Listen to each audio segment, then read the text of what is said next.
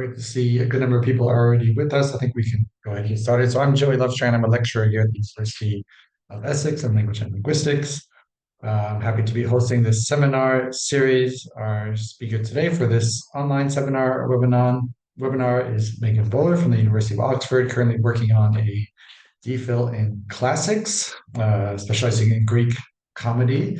However, it won't be the topic for today. This is another project that Megan has been working on, which was recently featured in a report we'll hear about from the Higher Education Policy Institute, building on previous work that Megan has done on this topic, entitled, as you see there, The Languages Crisis Arresting Decline.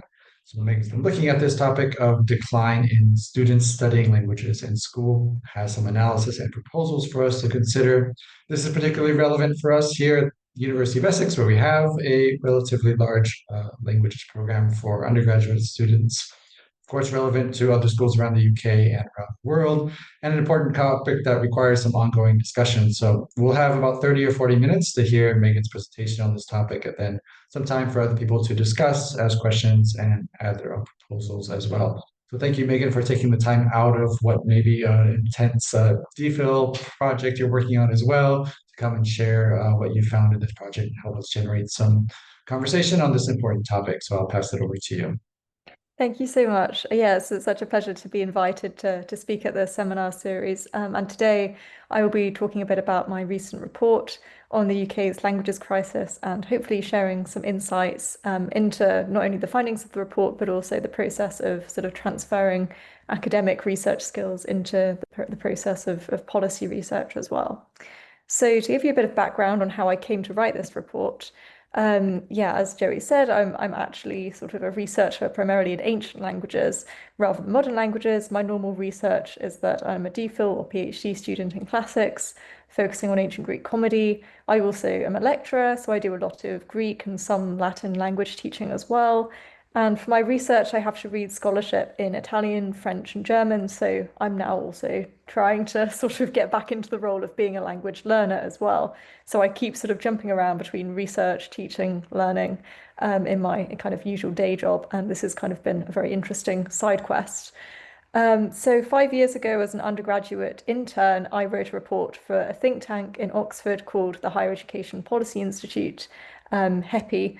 And in 2025, HEPI's director, Nick Hillman, got back in touch and suggested it would be really nice to provide kind of an update 5 years on about how languages are faring. So it seemed like a nice opportunity. I should try to make the most of it. And particularly because HEPI are very sort of well connected in regard to the press and government, and they'd have a lot to offer in terms of hopefully raising awareness of this topic beyond academic circles. So I was kind of keen to get back into it. I'd also already been reflecting a bit on this topic again at the end of 2024 when I read the news that the Latin Excellence Programme, which was modelled on the Mandarin Excellence Programme that had been quite successful, ended up being scrapped kind of midway through the academic year. And I was quite disappointed by this news as a classicist because, it was a project that perhaps had quite good intentions because it was trying to improve access to Latin. And it was quite sad, really, that this was no longer seen as a priority. And it seemed perhaps to speak to a bigger picture across both the ancient languages and also the modern languages of kind of this idea that languages are elitist, becoming a bit of a self-fulfilling prophecy. So I was very keen that colleagues in classics and modern languages should be kind of coming together and working together to try to combat this. So for this second report then, I wanted to focus on kind of things that had emerged since 2020. I didn't want to be sort of repeating myself. And I originally intended to write a very brief policy note, as Nick Hillman suggested, but I ended up writing a full-blown report because I found that there was plenty to say. And in particular, I wanted to compile and bring together a lot of the new research that had happened since 2020. There's been a lot of kind of output by mostly languages professors and modern languages to do with languages policy, and there's been sort of a topic that's been gathering interest in the academic sphere, and I wanted to sort of compile this in a concise way and hopefully use HEPI's kind of influence to then be able to share this with a slightly different audience, hopefully. So I wanted to focus in particular on kind of yeah, I suppose the new kind of research, and also to talk about the impact of new challenges that were facing languages. So things like the pandemic, and kind of the shift to online learning, how was that affecting languages? The impact of Brexit, especially on things like teacher recruitment. And also, I was especially intrigued by kind of the popular usage of LLMs, the rise of ChatGPT, and all the debates happening in education policy at the moment surrounding AI. Sort of how could this issue also connect with these wider debates about AI? So I was conscious that there'd been, especially since my previous report, there'd been lots of stories in the news kind of continuing to just go on and on about this issue of low participation in language learning, especially this sort of decline of the more traditional choices like French and German in schools. But I was also conscious of people responding to these kind of news reports saying things like, so what? Everyone speaks English. Or increasingly as well, things like ChatGPT can translate things for us. We're going to need languages less and less in the age of AI. So what I wanted to do was kind of think about how I could respond to this, as well as doing some more general things such as monitoring the data on languages uptake in schools and universities. And I think this kind of issue of what is the place of languages in the age of AI was something that really fascinated me, because I think it means that in practice we need to start thinking about how we can kind of rebrand and reframe what the role of languages education is, and find maybe different ways to articulate the value of language learning, when its benefits might not be immediately obvious, as we can see from people commenting on news articles saying, what's the point? Why does it matter if fewer and fewer students are taking German, for example? So I think something I wanted to do in kind of reframing this was thinking about the idea of the linguistic mindset. So the linguistic mindset is it was an expression that I really liked when I was reading about a particular project at Queen's College called the Queen's College Translation Exchange, which is, a really brilliant initiative. And the idea is that basically students get to learn a bit more about how languages work by engaging in creative translations and thinking sort of in quite a sort of a problem-solving way about how languages work, and sort of applying this in kind of slightly more lateral thinking, creative thinking type ways, rather than what they might normally do in the classroom. So I really like this idea of kind of thinking like a linguist, applying a linguistic mindset, for a number of reasons. And I think firstly, it's because you can access these benefits from, just engaging and participating in languages. It's not necessarily about reaching perfect fluency in one language. Instead, it acknowledges maybe that there's sort of a greater spectrum of language knowledge, and also encourages flexible and lifelong learning. It's kind of the taking part that counts, rather than the idea that you have to be kind of fluent in one language to then be able to use it in real life, which is sort of a slightly flawed narrative that I think puts students off. I think also, thinking in terms of a mindset can perhaps get away from this idea that, languages only matter if you go on to use them in your sort of day-to-day life. The idea that language learning is basically about converting a sentence in one language to a sentence in another language. I think trying to get away from that assumption that sometimes people have. I think, thinking of it as a mindset is quite useful, because, we say like the mathematical mindset or something, we accept the value of a mathematical mindset, even though we all have calculators on our phone, and now, AI can do very complex mathematical problems with great deal of accuracy. We don't necessarily need to apply the knowledge we learn in maths, but it's still sort of widely accepted that, numeracy, the ability to think mathematically, is still very relevant. So I think the mindset seemed like quite a good way of approaching the value of languages. And I think I also liked the idea of the mindset because it celebrates the value and transferability of all kinds of language learning. So that includes both ancient and modern, students' existing multilingualism that they might have done, learning at home, sign languages, and also the UK's own linguistic heritage, Welsh, Gaelic, even Cornish. So I think, the idea of the mindset was something about, it was the idea of, participating in whatever language you want to learn, learning multiple languages rather than just focusing on one. All of that seemed to come together under this idea. And I think, this also highlights the importance of not only kind of the knowledge of language content, but also of linguistics, kind of knowledge about language, as some people have started to refer to it, something that has been pioneered by the Linguistics and MFL project run by Cambridge academics. And, the idea that knowledge about language is sort of useful in and of itself, how languages work, that sort of logical mindset that you have to apply as being very transferable.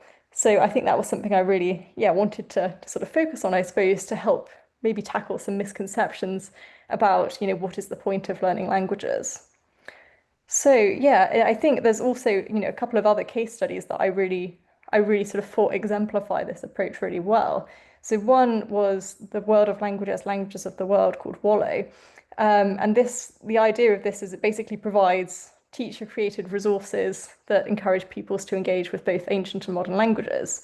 And, the aim of this is to promote linguistics, the interconnections between languages, building kind of communication skills, and also celebrating the value of the languages that people speak at home as well, kind of celebrating the contribution of a multicultural society. So I think I was really inspired by their ethos and the sort of student reviews that came out of this project. Another example that I really like to kind of draw attention to as well is this new kind of online resource called Vocabulous. And I think this is a really good example because it shows the role that kind of languages can also play in the English classroom, because the idea of this is that you learn English vocabulary, learning the patterns by means of Latin word roots. So it will be sort of, kind of quite a fun mythology themed format as well. And this is basically a way in which students can access, knowledge of vocabulary and spelling by using kind of other language skills. So it's sort of, yeah, I think I like this because I think sometimes subjects are kind of made to compete, I think, things like English and different modern languages, whereas actually, this kind of vision of the linguistic mindset and plurilingualism is about sort of celebrating these shared transferable skills. So I think, yeah, again, a lot of these projects are, Wallo and Vocabulous in particular, these are interventions that take place at Key Stage 2 and 3. And I think that's a really crucial time in shaping how students are perceiving languages. Engaging with this stage of the curriculum is something that, really helps them to, I guess, find that motivation to continue with languages for qualifications and perhaps in later life as well. So that's, yeah, a really crucial time to be sort of engaging students in this way, in this sort of linguistic mindset approach.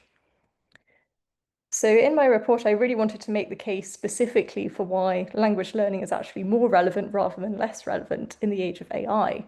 So language as subjects are in many ways ideal for cultivating modes of thinking that ChatGPT can't do for us, and offering a critical perspective that's needed for sort of navigating and deploying these tools effectively as well. So this led me to try to articulate a series of reasons why the linguistic mindset perhaps equips us for this age of technological change. So firstly, languages education involves close reading and high-level analysis.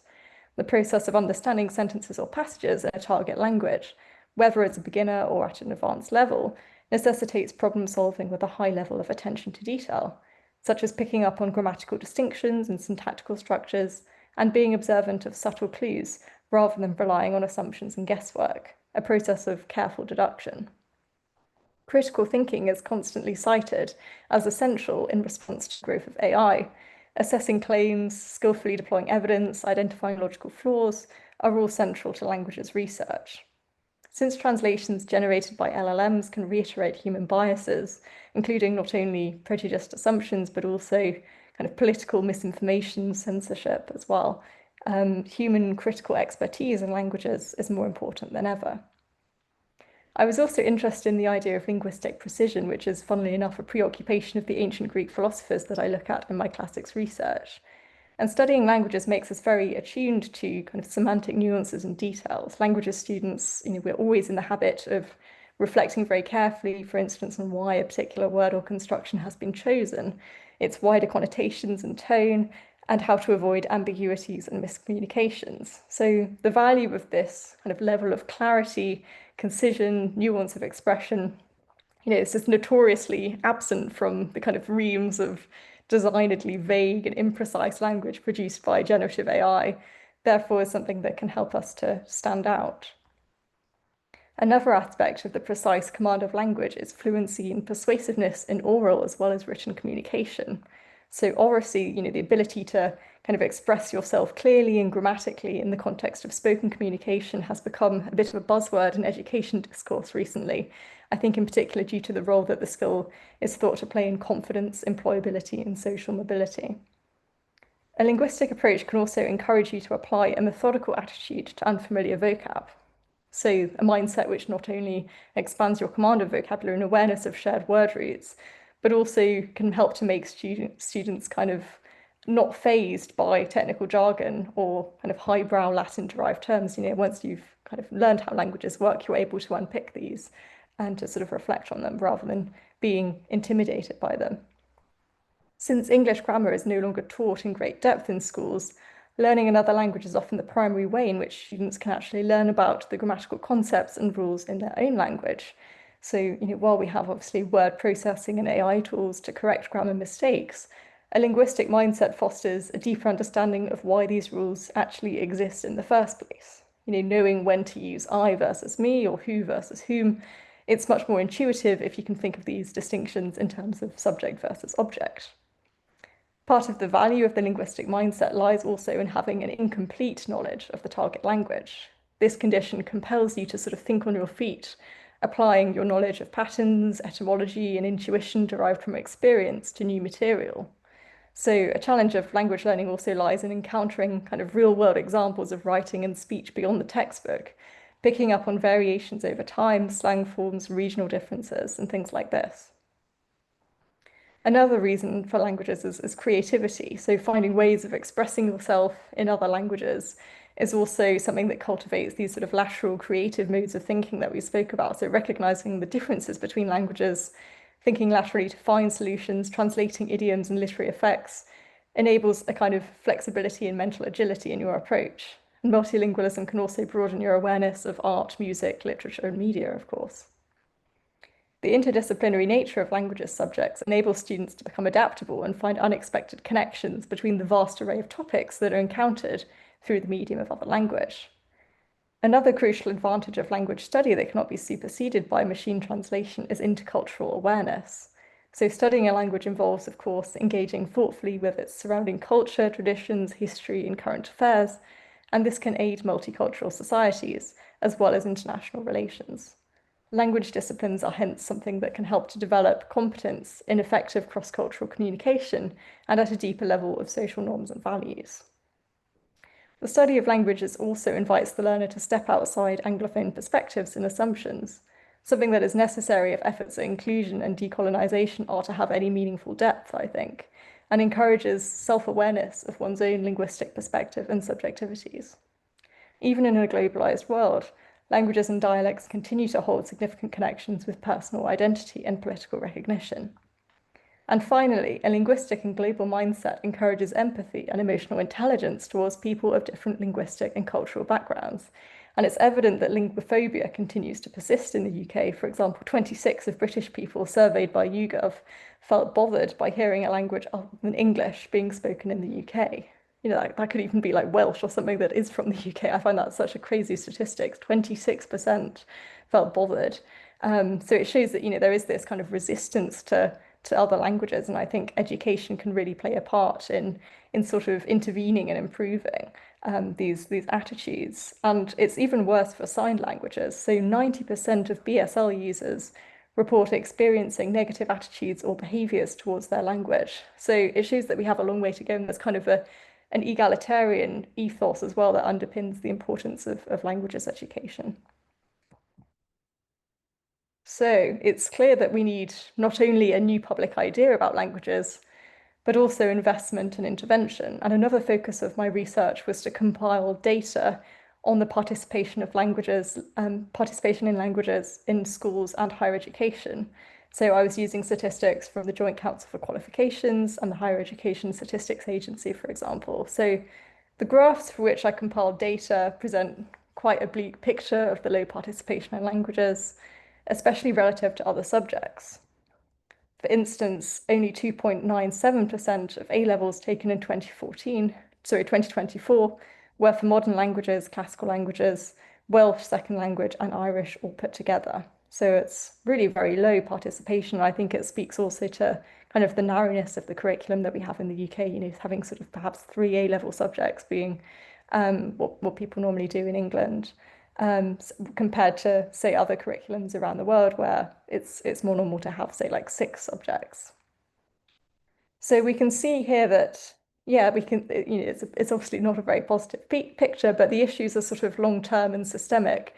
rather than being a sudden kind of instant moment of crisis. A lot of it seems to go back to the decision in 2004, for GCSE in a language to no longer be compulsory. So we're seeing perhaps the knock-on effects of that, because there was no sort of alternative provision set up for languages once GCSE was no longer compulsory. And the picture is also quite varied across different languages subjects. While French and German have declined considerably, Spanish is overtaking in popularity, and the category of other MFL recovered very well after a drop during the pandemic, suggesting perhaps a growing diversification of languages choices and improving recognition of students' existing languages skills. So it's more complex than saying, all languages are sort of in decline. We see kind of different sort of patterns, I suppose, for different languages, and sort of shifting choices away from the more traditional choices of French and German. I think we're also seeing a shift in students' habits. If students aren't able to learn languages that they want to learn in schools, they will turn to other options, such as using Duolingo or online tools to learn languages instead. And we see, for example, languages like Korean are really gaining interest and popularity. So if we are to speak of a languages crisis, as the title of my report would suggest, it is primarily one of kind of unequal and variable opportunity to participate in languages education. So we see disparities in participation that emerge between schools in which language is a core subject versus an optional subject. And this is also something that sort of is contributed by harsh grading. That's kind of an incentive problem whereby schools and students are not encouraged to get students pursuing languages qualifications because there's a concern that they won't do very well relative to other subjects, and then that's not good for the student and it's not good for the schools, the way that they're assessed in terms of grading performance. So there's sort of an incentive problem, I suppose, that is also stopping students and teachers from promoting languages.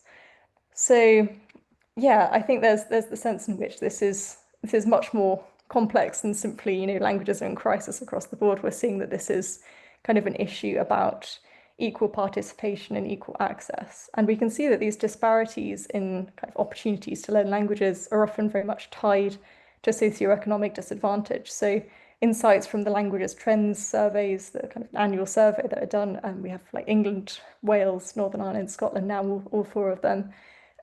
This shows that there's sort of this disparity reported by teachers in terms of which schools are more likely to offer languages and for students to then take it up, and that has something to do with this incentive problem that I spoke about as well.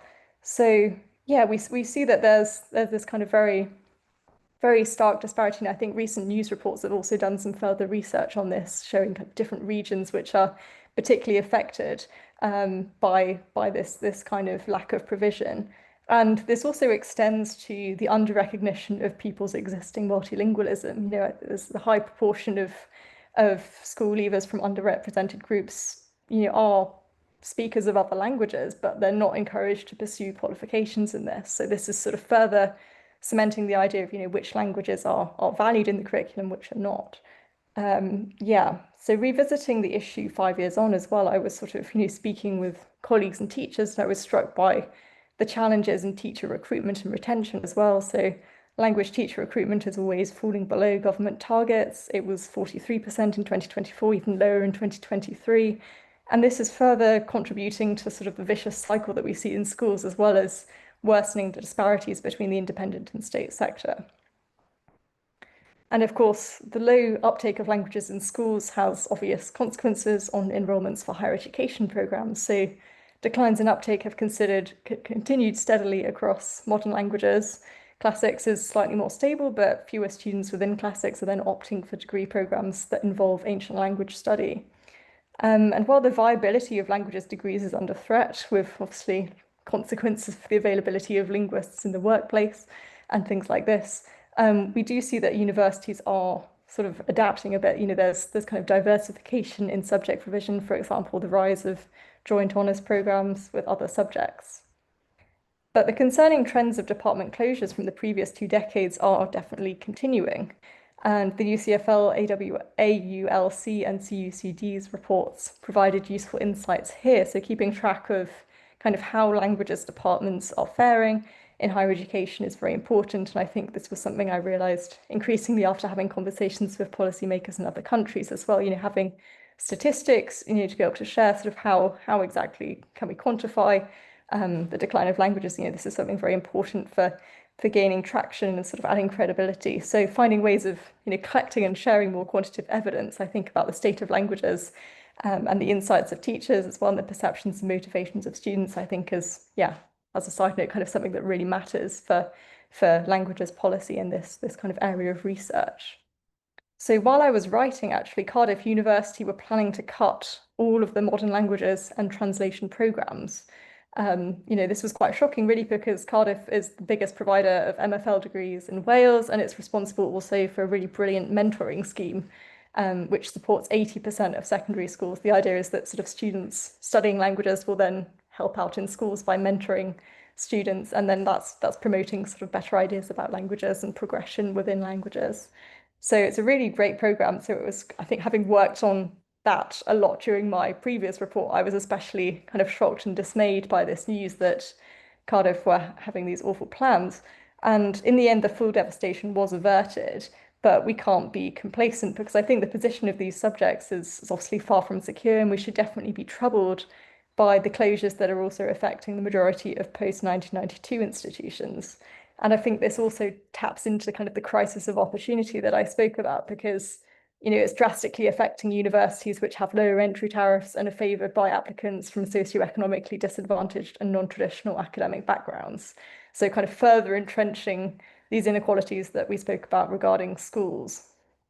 And we also see the pressures facing what we call institution-wide languages provision. So this means language learning outside of kind of the main degree programme and the faculty. So this might include elective language modules for students on different courses, research-orientated language skills, or extracurricular language opportunities. And many include also classes that are open to the public.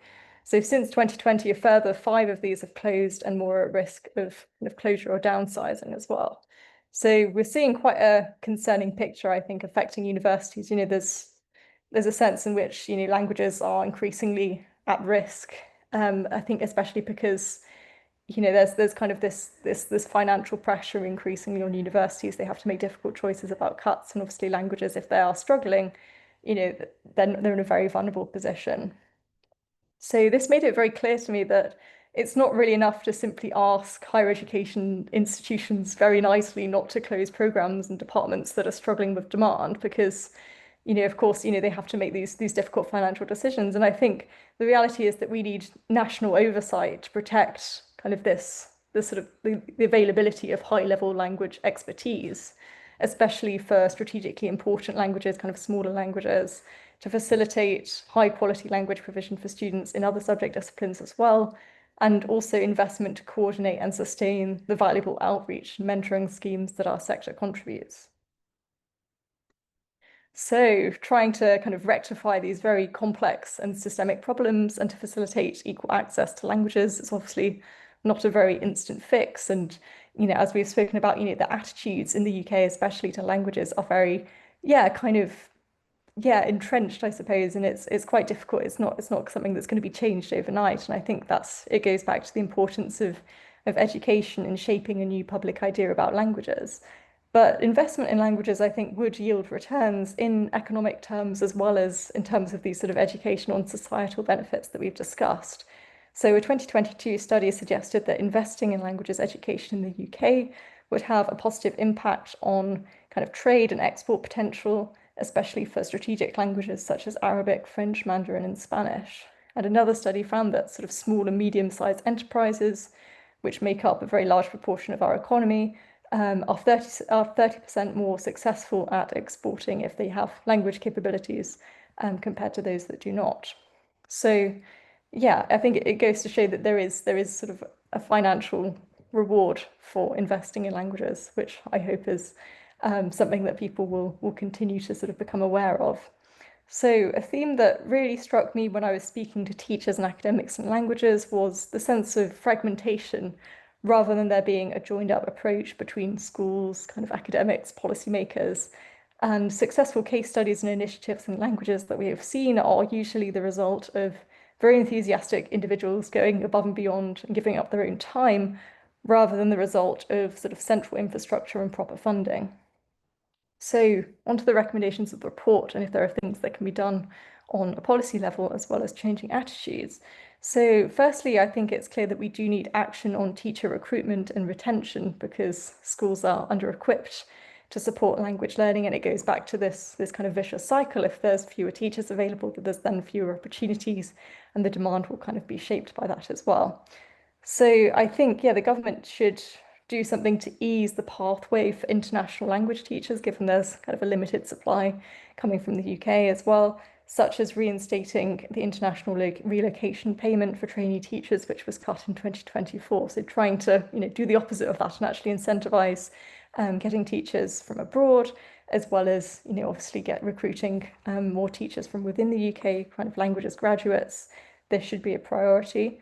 And also providing training pathways and professional development for existing teachers to deliver these kind of plurilingual opportunities, especially at Key Stage 2 and 3, should also be a priority. Another thing that I kind of still maintain is that, the value of alternative qualification pathways, because obviously addressing things like the harsh marking of GCSE and A-level qualifications definitely matters in terms of that incentive problem that we talked about. But I think, having alternative qualification pathways and recognition frameworks would facilitate participation beyond these qualifications and provide new opportunities for engaging with languages, particularly for students who are planning to focus perhaps on other subject disciplines. So, for example, qualifications that are better suited to heritage learners, and also the British Academy's suggestion of a post-16 vocational certificate in languages. It could also be the case of using, frameworks that facilitate recognition of perhaps a greater variety of levels of language, whether that's the language ladder approach used by the former ASSET languages or the widely used CEFR levels of proficiency. So that's like, I'm an A1 in French or I'm a B2 in this, being able to sort of quantify your level of language aptitude, I think is something that, matters for students, even if they're not doing a GCSE or A level. I'm also keen on the idea of sort of improving pathways for lifelong language learning as well. So that could include incorporating languages courses as part of the lifelong learning entitlement, for example, and sort of expanding the idea of these applied language qualifications to learners of all ages, as well as just in schools. Yeah, so I think, basically offering ways of engaging and learning with learning languages beyond the GCSE and A-level syllabus, I think is something that is really important, especially because of the narrowness of the kind of post-16 curriculum in England. It's something that, it used to be that people would take an AS or sometimes in a language, and that was again another pathway, but people are not doing that so often now with just doing the 3 A levels. So yeah, facilitating new qualifications to basically prevent languages being the thing that always gets squeezed out would be a really positive step. It's clear that we also need regional and national coordination. I think rather than downgrading things like the language hubs, which offer training resources and things like that, we should be trying to expand this sort of approach. So, for example, creating networks for languages beyond the French, German, Spanish, enabling state schools to benefit from the staff and resources of the independent sector, linking up with community languages schools, creating these kind of connectivity, I suppose, between schools, higher education and policy would also be a really helpful step. And it's good to see that there's initiatives emerging that are trying to do this. Wallow, for example, bringing the state and independent sector together, the Languages Gateway trying to be sort of a one-stop shop for kind of policy, teachers, academics. But again, these are sort of the additional labour of enthusiastic individuals rather than something that's coming from sort of a funded government initiative. I think we also need to keep doing more in regard to recognising the UK's existing multilingualism. So languages spoken at home and taught in supplementary schools would especially benefit from this kind of centralised support, I think. Yeah, given that 1 in 5 UK pupils are to some extent bilingual, improving guidance for schools on how to support kind of home language learning, liaising with external providers to streamline the pathway to getting qualifications, as well as sharing information about available teachers, examiners, and kind of networks, would be really positive, I think, as well as, the more long-term idea of having heritage language specific qualifications. So I think another topic that comes into this is also British Sign Language. I really wanted to mention this in my report because the GCSE qualification in British Sign Language and kind of clear plans about staffing, resources, about how to sort of actually incorporate this into schools and higher education is massively overdue. And I think, yeah, this is something that is causing a lot of frustration. So yeah, basically trying to celebrate sign language and kind of draw attention to what they are, how they work, the fact that they are languages rather than kind of just gestures. And there's a lot of misunderstandings about how they work. I think, that's something that could really have a very strong egalitarian dimension as well. So turning to higher education, I think many higher education institutions are under a lot of financial strain, but they should be conscious of the fact that there is this vicious cycle at play where we get the loss of high-level languages expertise when it comes to making decisions about kind of curriculum reviews and cuts, and especially when it comes to sort of the extracurricular language provision that can help to upskill graduates in all fields. If we look at other countries, we can see that diverse language provision in higher education is usually the result of coordinated government support. And the lack of this in the UK means that language provision in higher education it's kind of subject to the fluctuations of student demand. There's no sort of safety net in place, I suppose.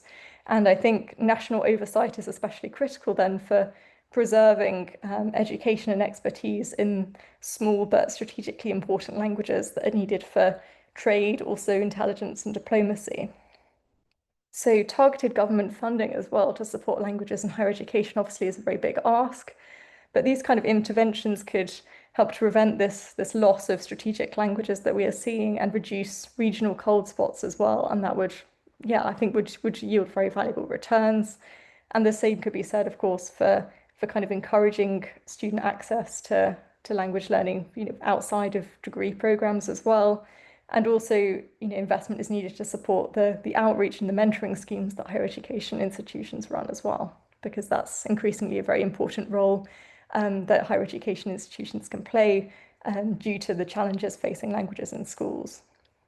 So lastly, I think also having a clear voice for languages in government would be really good. So having something like the equivalent of chief scientific advisors, like kind of chief government linguists or something like that, could coordinate these sorts of language proposals and provide updates on research-informed evidence about languages.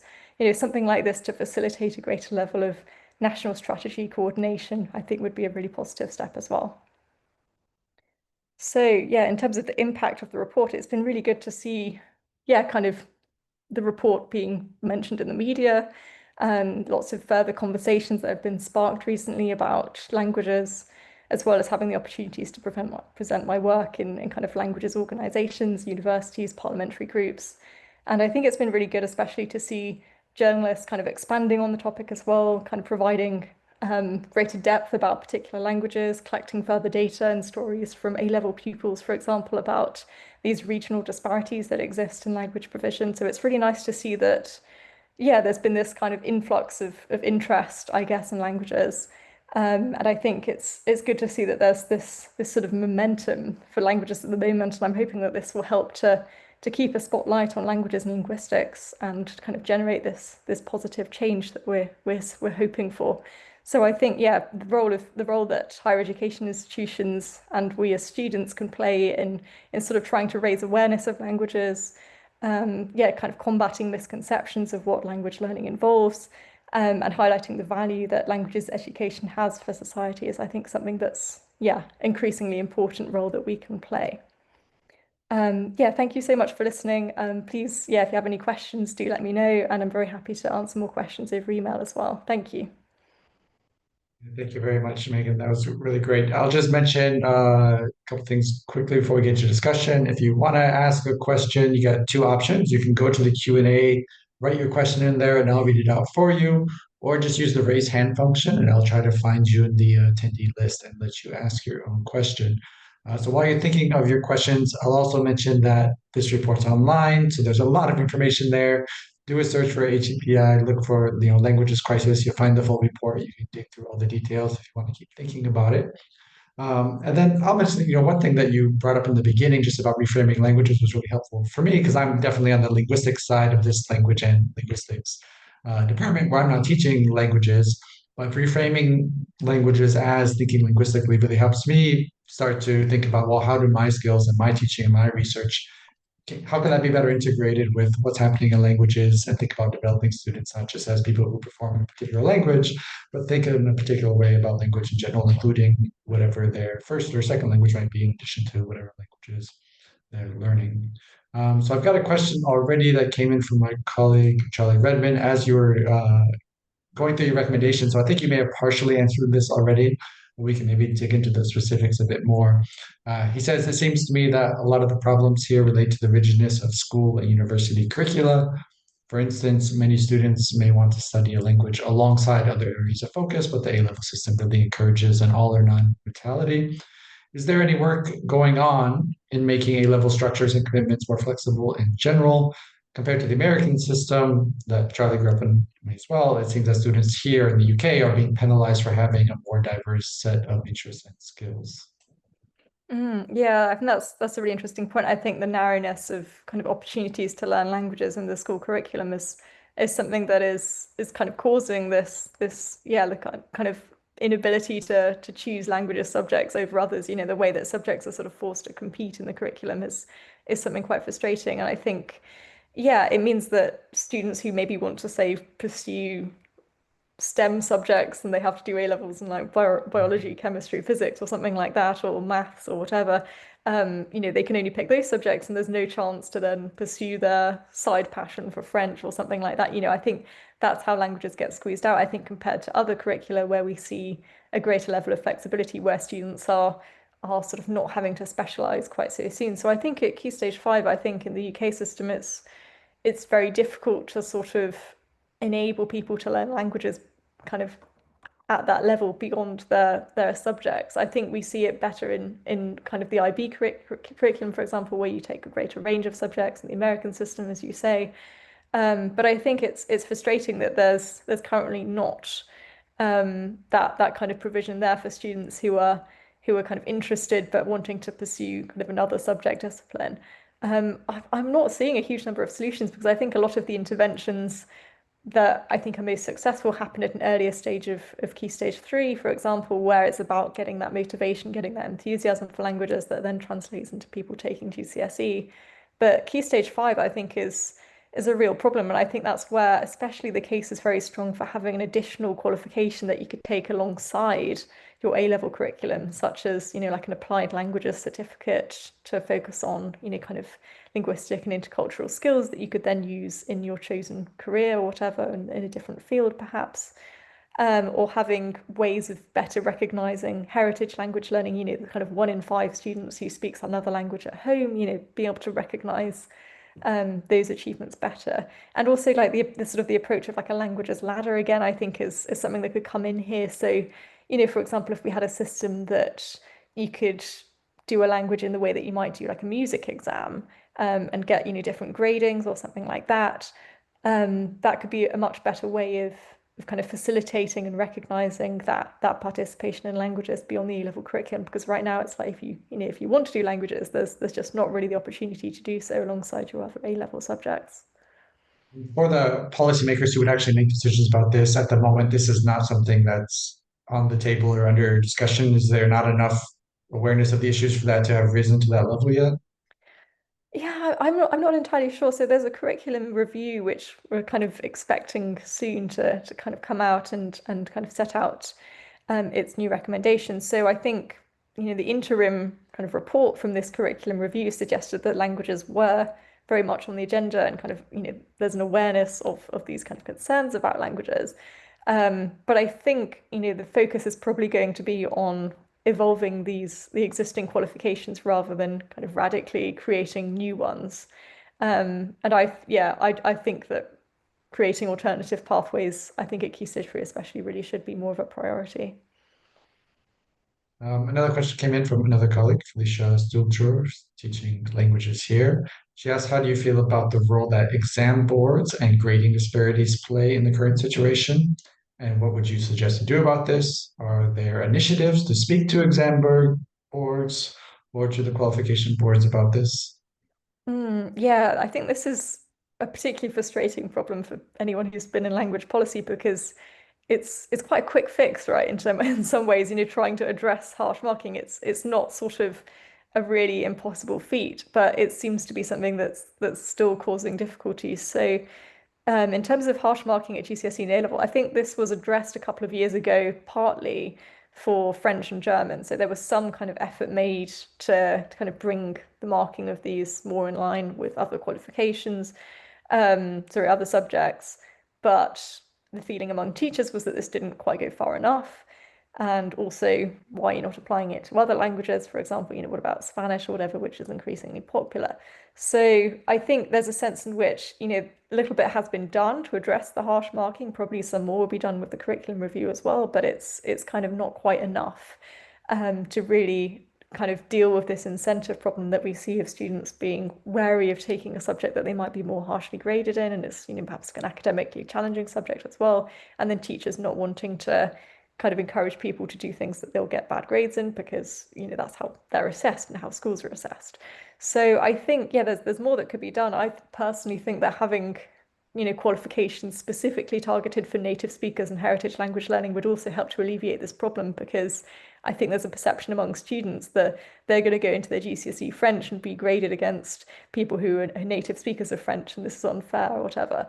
So I think trying to sort of alleviate that kind of sense of concern among students, I suppose, about harsh marking, I think is very, very important, and I think it absolutely should kind of still be on the agenda, but I think we could aim even further, perhaps, as looking at slightly more radical solutions, such as having these alternative qualifications as well. At a more abstract level, it gets back to the point you brought up about seeing language learning as becoming fluent and becoming perfect versus, developing functions and learning new skills, and we're just being graded on whether you're perfect or not versus how much you actually learned and grew in that process. Another question's come in here about how we frame language around these issues. So the question is, thank you for the publication of this report and all the important advocacy work done around languages. Despite the intentions and purpose of the report, it is being interpreted and used by some to reinforce the view that languages are indeed a dying industry and focusing resources elsewhere is best. This may be because of the title of the report and the term catastrophic, which has been interpreted as final and irreversible. Can you advise on how to tackle this? Yeah, this is a really interesting question because it's something I've really been grappling with myself. Because I think, on the one hand, the media impact that the report's had, thanks to the Higher Education Policy Institute and also Duolingo for helping to promote it, that's been really, really good in terms of raising awareness of the issue. But it has also, I spoke at the start about these kind of narratives of decline, the lack of students wanting to take French and German, and people being like, oh, so what? That kind of narrative is perhaps also continuing somewhat in the media. And I think that's partly, because that's how kind of journalism tends to work, focusing on kind of more negative framings of issues is likely to get attention to the issue. But I think also, the word crisis, I think, is a complicated one, because in my first report, A Languages Crisis question mark, I spent some time saying it's not really a crisis, it's much more sort of systemic and long term than that. Crisis implies something a bit more sudden, but actually we've been seeing these patterns ever since 2004, if not before that.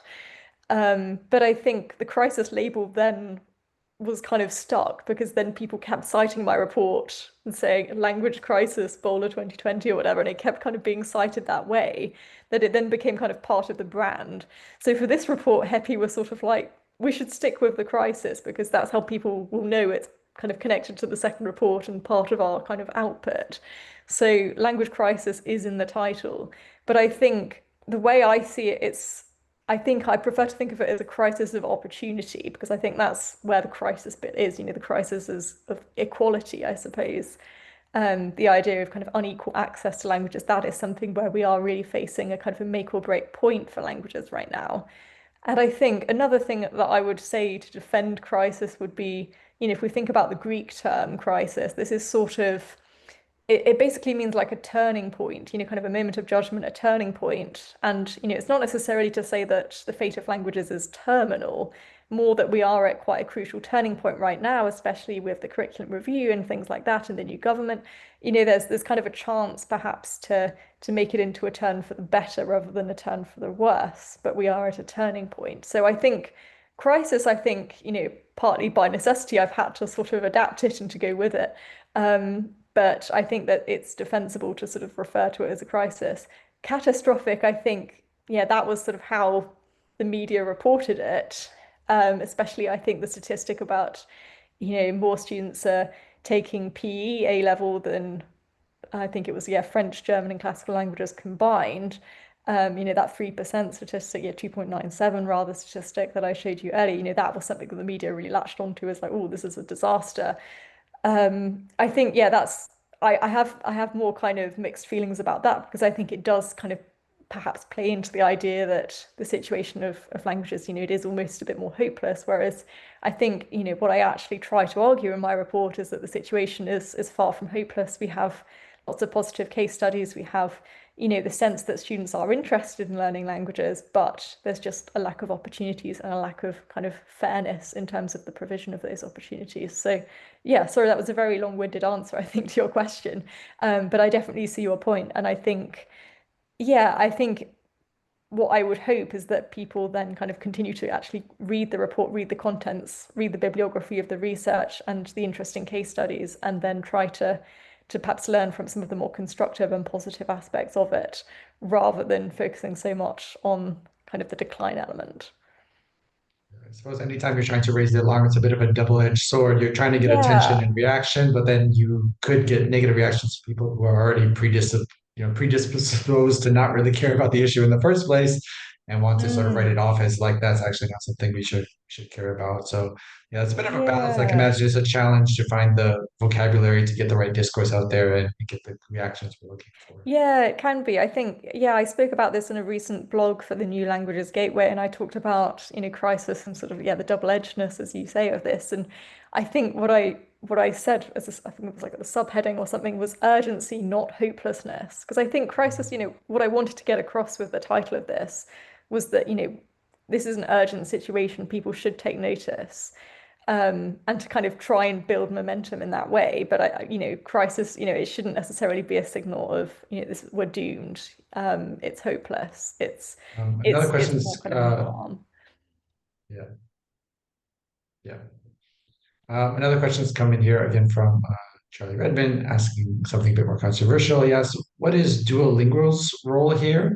Because at least in the US, there's been some evidence that they're actively promoting the closure of language departments in favor of contracts with them.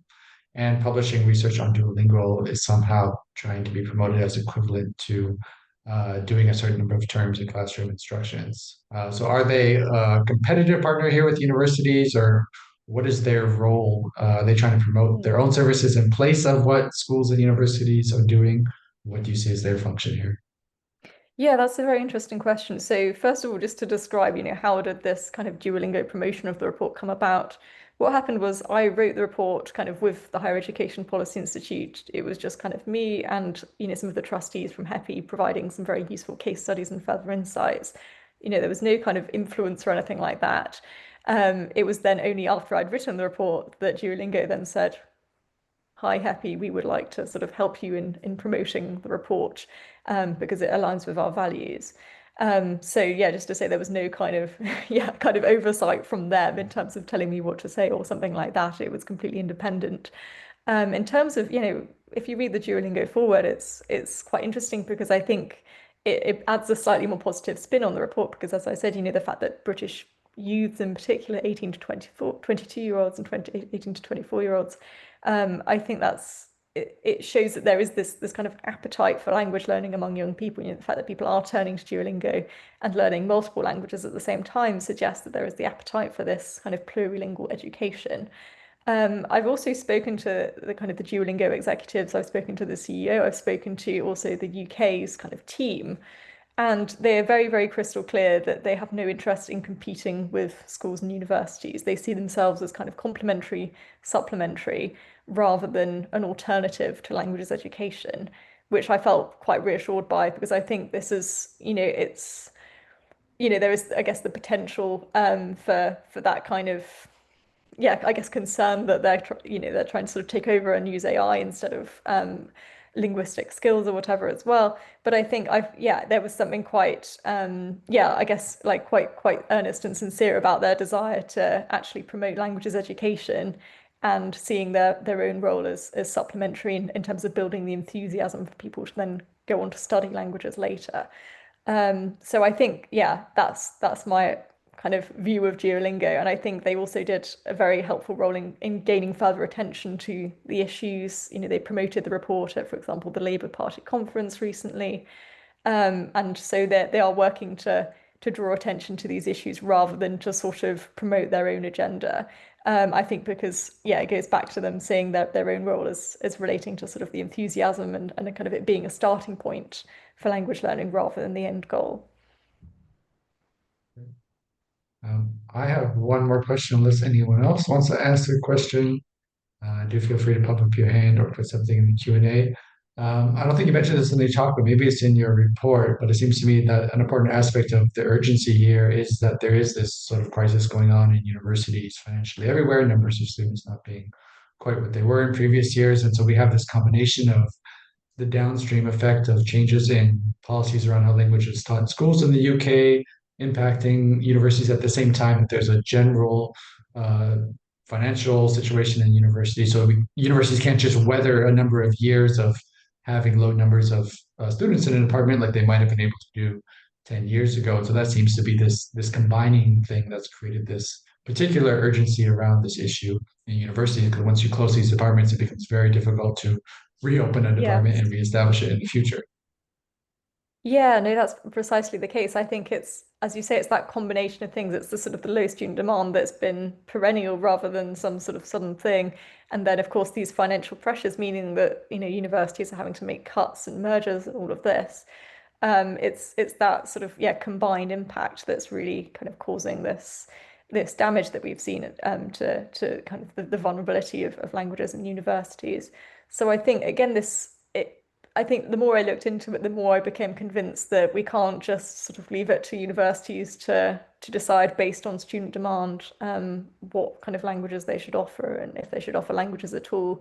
We do need some level of national strategy and kind of oversight to make sure that some of these very strategically important languages do not become kind of cut altogether, and that there's also good kind of regional coverage. For example, the thing with Cardiff being so at risk, that was the biggest provider for languages in Wales, and they did all of this very important mentoring work as well in schools. So I think, trying to, yeah, ask universities to sort of be like, oh, don't cut it, that's not really going to work because of course they have to function like a business and thinking about sort of student demand. So I think having this kind of national strategy approach struck me as the most sensible for making sure that we can protect languages. I think we've already seen. I think I spoke in my previous report about SOAS and the provision of some kind of African and Asian languages that are not taught in any other institutions in the country. If that were to just close, then there'd be complete loss of expertise for those languages, for example. These kind of smaller but important languages. Um, I think that's just too big of a risk to take. I think to sort of lose this, yeah, to lose this kind of provision of languages training and expertise, that could be important perhaps for diplomatic reasons or for trade reasons or whatever. That's too dangerous. So I think we do need this kind of better protection of university languages. Well, I think we can leave it there. We're just about at our hour. Thank you very much, Megan, for taking the time to share your report and these discussions. If anyone wants to continue the discussion with Megan, you can look up her email online or respond to my notice about this if you want me to put you in contact with her, or reach out to Essex Language and Linguistics on social media, and we can make that happen. Thank you very much again. And Thank you. yeah, we hope that we continue to see positive impact of this work that you've been doing. All right, thanks everyone for joining. Have a great rest of your day.